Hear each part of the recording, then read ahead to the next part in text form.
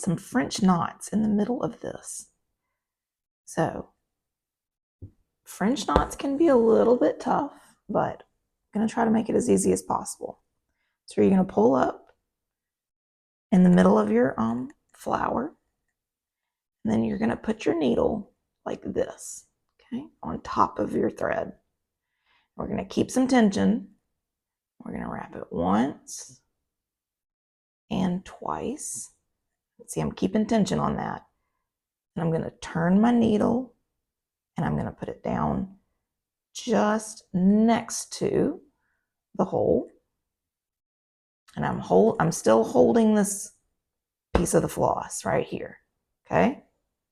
I'm going to pull it down till we've got a loop. And then I'm going to put my fingers through it, just kind of like this. Okay? Now, you want to get your knot all the way down flush with the fabric, and then you can pull it through. And there's our little knot.